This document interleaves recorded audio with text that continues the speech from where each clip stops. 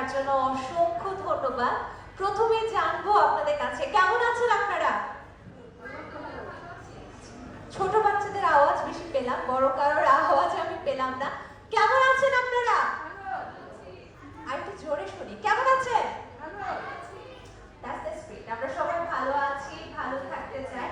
Bangladesh pinnacle award 2025 প্রথমবারের মতো এমন একটি অ্যাওয়ার্ড শো আয়োজন করা হয়েছে যেখানে আসলে স্বপ্ন অনেক বড়, আমরা বাস্তবায়ন করার চেষ্টা করছি। স্বপ্ন আসলে কি একদিনেই বাস্তবায়ন করা সম্ভব হয়ে ওঠে বড় করে? তা হয়ে ওঠে না।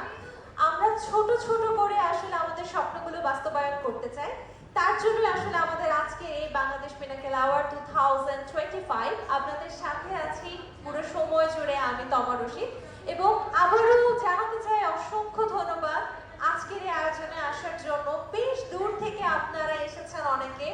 বৃষ্টি ভেজা একটা দিন ছিল, সেই দিনে যাবতীয় কাজকে আপনারা এক সাইডে রেখে আমাদের এই আয়োজনটাকে নিয়ে যাকে ঘিরে আমরা ভবিষ্যৎ পরিকল্পনা করি, বাবা মারা সারা দিন রাত যাদের জন্য কষ্ট করে সেই বাচ্চাটাকে যখন তারা স্কুলে দেওয়ার পর আর কোনোদিন দেখতে পারবে না তেমন একটা সিচুয়েশন যখন ফেস করে, তখন সেই বাবা মার কাছে কেমন লাগে সেটা আন্দাজও আমি এই মুহূর্তে করতে পারছি না, কারণ এটা বললেই আমার আসলে একটা অন্যরকম শিহরণ জানাচ্ছে।